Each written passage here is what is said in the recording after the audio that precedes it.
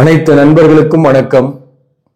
உங்கள் ஆஸ்ட்ரோ பழனிசாமிகள் பேசுகிறேன். இந்த காணொளியில விருச்சிகம் ராசிக்கு மார்ச் மாதம் எப்படி இருக்கும் என்பதை பற்றி பொது பலனாக பார்க்கலாம்.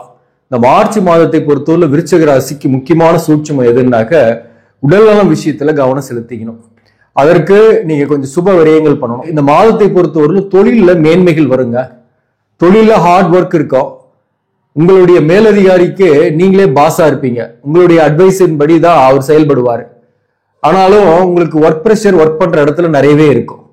முக்கியமா இந்த விருச்சிக ராசிக்கு ஒரு நீண்ட காலமா இருக்கக்கூடிய முக்கிய பிரச்சனை உறவுகளோட பகை, உங்களை விட்டு விலகி போன உறவுகள், அதே போல நல்லா பழகிட்டு இருந்தவங்க கூட பாத்தீங்கன்னாக்க பிரிந்து போயிருப்பாங்க, அல்லது அது புத்திரர்கள் தொடர்பான கவலைகள், இப்படிதான் உறவுகள் சம்பந்தமான பிரச்சனைகள் உங்களுக்கு இருக்கும்.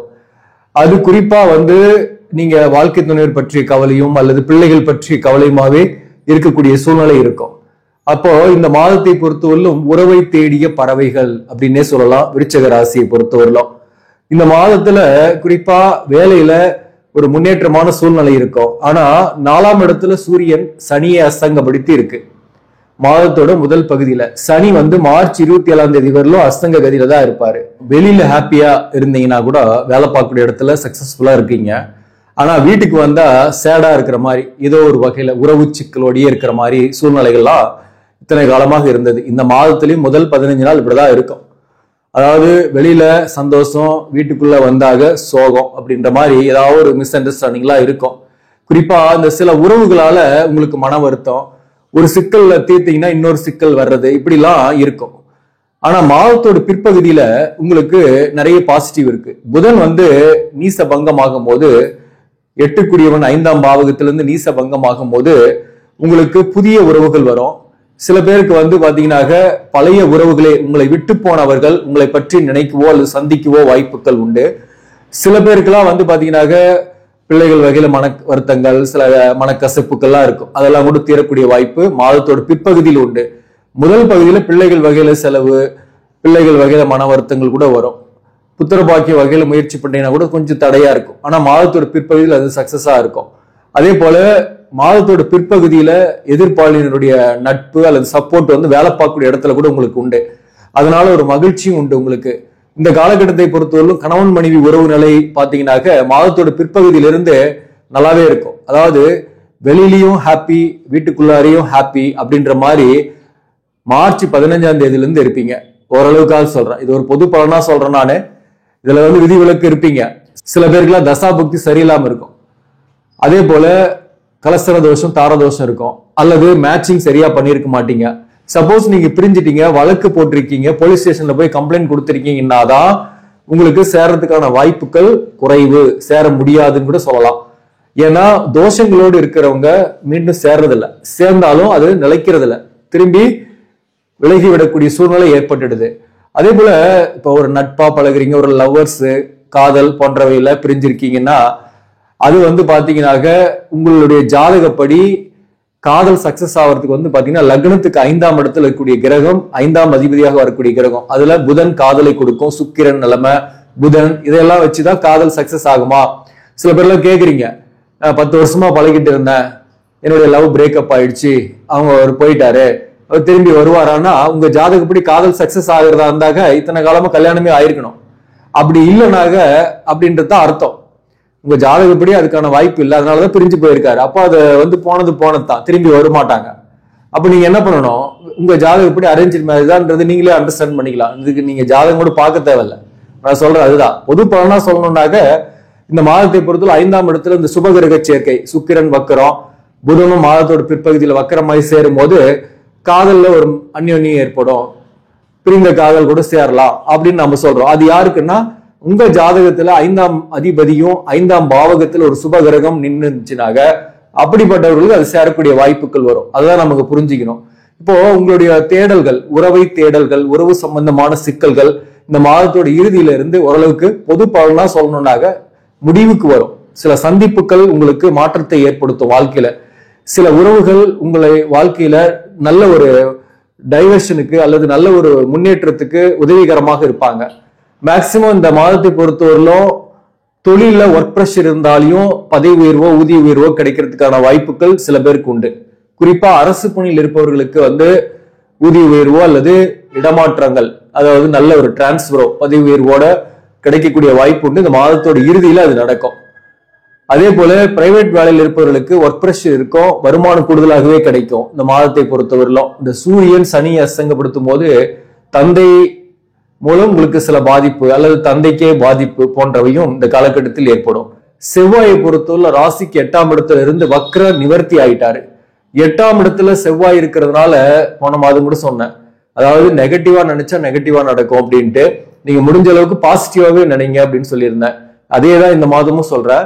அதாவது எதையுமே இது ஆயிடுமோ அது ஆயிடுமோன்னு பயப்படாம, நெகட்டிவா நினைக்காம பாசிட்டிவா நல்லதே நடக்கும் அப்படின்னு நினைச்சிட்டு போறீங்கன்னாக்க நல்லதே நடக்கும். இப்போ கணவன் மனைவி உறவு நிலையில கூட பாத்தீங்கன்னாக்க இந்த மாதத்துல ஒரு இனம் புரியாத அந்நியம் ஏற்படும். குறிப்பா ஒரே வீட்டுல இருக்கிறவங்க தனித்தனியா இருக்கிறீங்க, ஒரு மனஸ்தாபத்தோடு இருக்கீங்க, கருத்து வேறுபாடு இருக்கீங்கன்னாக்க இந்த மாதத்தை பொறுத்தவரையிலும் 2 பேரும் சேர்ந்தே வாழக்கூடிய சூழ்நிலை, ஒரு சந்தோஷமான நிகழ்வுகளில் கலந்து கொள்ளக்கூடிய சூழ்நிலை, சந்தோஷமா இருக்கக்கூடிய சூழ்நிலை எல்லாம் இந்த காலகட்டத்தில் கணவன் மனைவி உறவு நிலை சிறப்பாகவே இருக்கும். 7ஆம் அதிபதியாக வரக்கூடிய சுக்கிரன் 5ஆம் பாவகத்துல வக்ரம் பெற்று இருக்கிறாரு. அதே போல ராகுவோடு சேர்ந்து இருக்கிறார். உச்ச சுக்கிரன் வக்ரமாகிறது, நீசத்திற்கு இணையான பலனை கொடுத்தாலும் அதே இடத்துல ராகுவோட வக்ர கிரகத்தோடு சேர்ந்து இருக்கும் போது சுக்கிரன் பலமாகவே இருக்கிறார்னு நம்ம நினைச்சுக்கலாம்.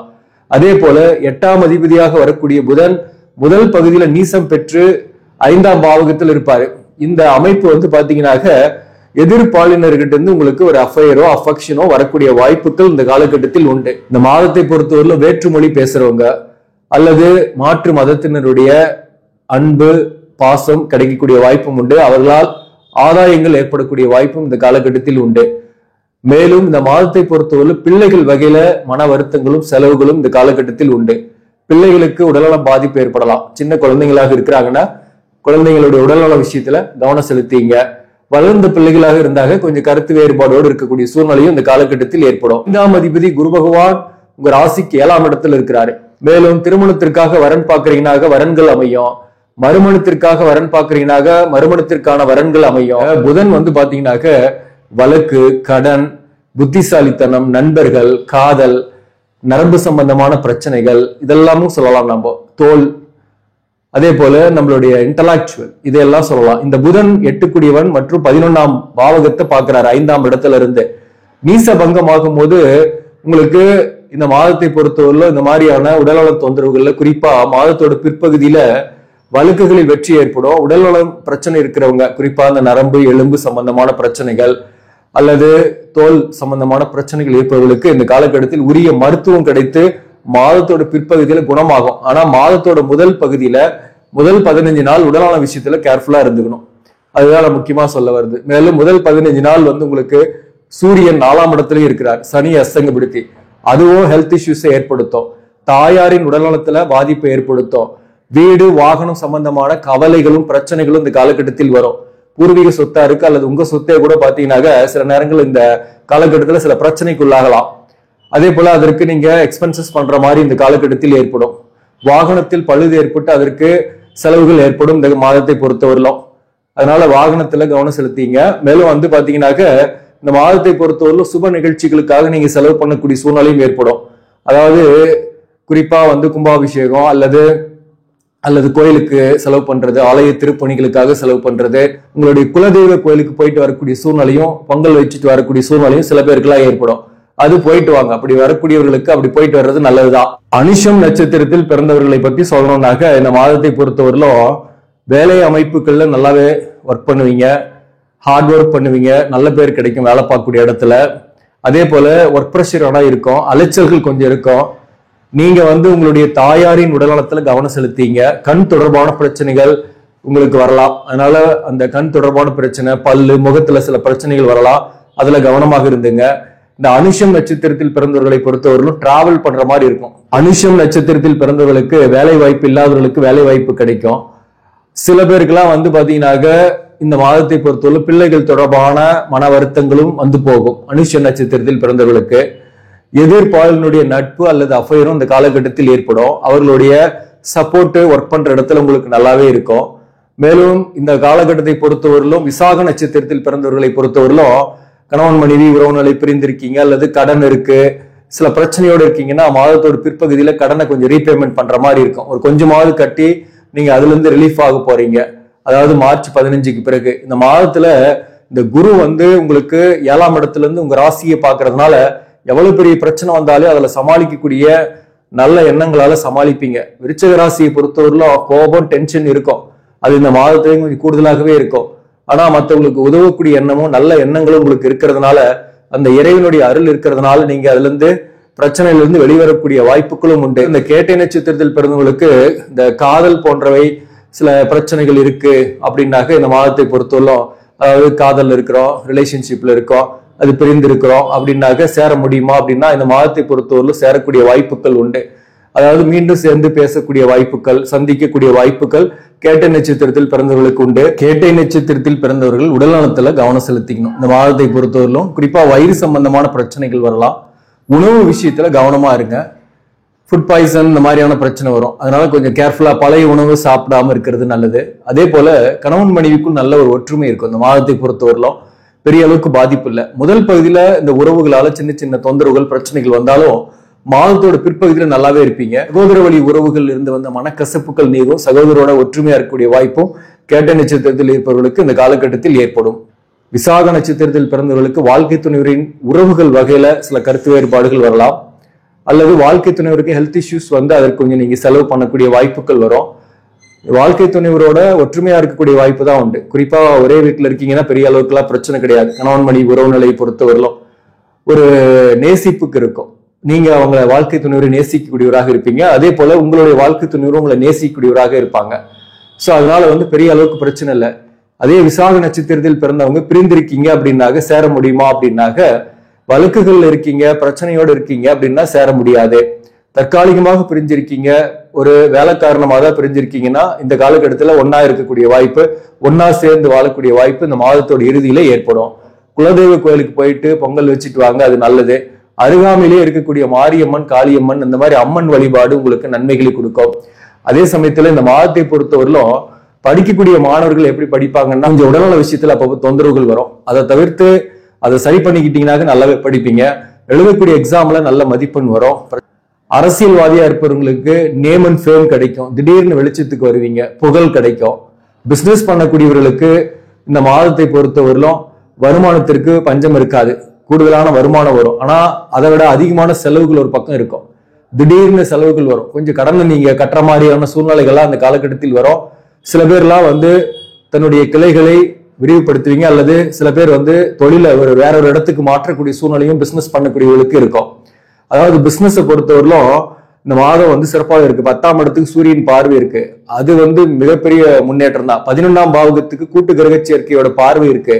11ஆம் அதிபதி நீச பங்கம் ஆகிறார் மாதத்தோட இறுதியில. அப்ப பிசினஸ் பண்ணக்கூடியவர்களுக்கு பாத்தீங்கன்னாக்க கூடுதலான தன லாபங்கள் வரும், உங்களுடைய அபிலாஷைகள் நிறைவேறும், நீங்க நினைச்சதை நடத்துவீங்க, அதற்கான முயற்சிகளை செய்யக்கூடிய மாதம் தான். ஆக நண்பர்களே, இந்த பதிவு உங்களுக்கு பிடிச்சிருந்தாக லைக் பண்ணுங்க, இதை மற்றவர்களுக்கும் ஷேர் பண்ணுங்க. இன்னும் நம்ம சேனலை சப்ஸ்கிரைப் பண்ணாம பாக்குறவங்க சப்ஸ்கிரைப் பண்ணி கண்டினியூ பண்ணுங்க. இதன் மூலம் உங்களுக்கு ஒரு சரியான ஜோதிட தகவல்களும் ஆன்மீக தகவல்களும் கிடைக்கும். நன்றி, வணக்கம்.